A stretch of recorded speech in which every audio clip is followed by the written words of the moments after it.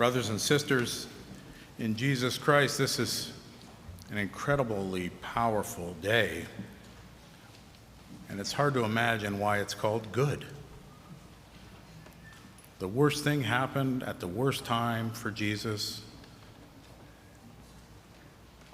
There's nothing that could have been worse. If we think of the words he said from the cross, "I thirst," and we think back to the woman at the well, and he asked her for a drink because he was thirsty. He wasn't thirsting for sour wine. This entire Lent, Christ is thirsting for us to return to him. If we think of our lives, when I was born, I became a son and a brother, and then I became a student, and then I became a worker, then I became a husband and a father, and then a business owner, and all of these things stack onto who I am. We get trapped in these definitions. We get trapped in how we describe ourselves. And what the reality is, when we die, these things that define us die. Our affiliations, our sports teams, our race, our sexual orientation, whether we drive a Ford truck or a GMC, all of these things that we use to define who we are die. This is our small self. Who were we before we were born? Jeremiah tells us that God knows us before we were formed in the womb. We're beloved children of God, all of us, regardless of where we are, where we're from, what we do, how much money we earn. And as we mature, we understand that this is given to us freely, and there's nothing we can do to earn it. We definitely don't deserve it. So then all of a sudden, we can see each other as equals, as brothers and sisters in Jesus Christ. We're hidden with Christ in God from before we were born. What Jesus is thirsting for is this acknowledgement that we're his brothers and sisters, but also that we unite ourselves to his cross. I want to invite you to look at the Paschal mystery as little days in our lives. Imagine having a party that they're talking about 2,000 years from now, like the Last Supper. Think of my children being born, my wedding day, graduating from high school and university. All these grace-filled moments when my father told me that he loved me.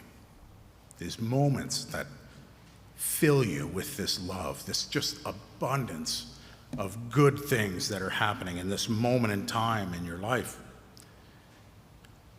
And I want to think about the Good Friday moments in our lives.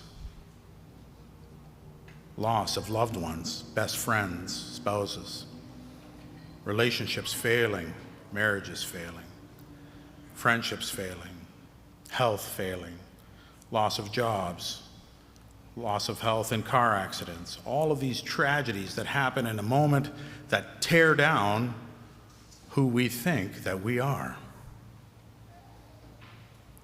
This is what Christ thirsts for. He wants us to lay these burdens and attach them to the cross. He wants us to unite this suffering that's entered into the world to his cross. His death on the cross was the greatest act of charity and the greatest gift that he's given us in his human life. Greater than all the teachings, greater than everything he said, greater than all the healings, all the miracles. This gift, this surrender, this sacrifice that he made so he could redeem us. He's asking us to cast these things that we believe who we are at the foot of the cross. so that we can embrace our brother and sistership with Christ. We can see beyond these little things in our life that are kind of blocking the view of our relationship with him. As we get older, we start to recognize these things are less and less important for our salvation. We become more forgiving for each other. We become more compassionate. We journey with people who've made the same sins we have because we've made it through, and we can lead them through it with our compassion. This gift that Jesus gave us is to transform these things so that we can act as his brothers and sisters in the world around us. This idea of charity is this virtue that is beyond intelligence.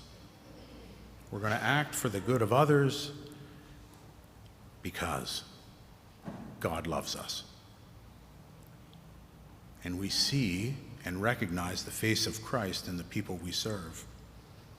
As we journey through life, we start to migrate towards and understand this love that Christ had for us.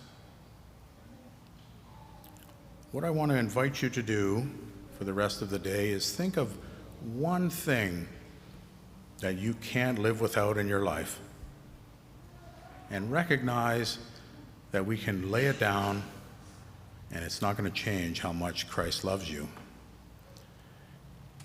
Just sit with that and think about the impact that has on Christ's love for you, or no impact. This grace that Christ pours out into our lives is indescribable. This understanding that we are loved, we only have a shadow of. We have the merest glimpse of forgiveness and love when we will come to fully know him on the last day. As we sit with the difficult things in our life, we enter into Holy Saturday and the time where we wait for the risen Christ. Do you believe that he will rise? Let's sit with Peter, betrayed him 3 times, and then he's dead. And he has to sit with this for days.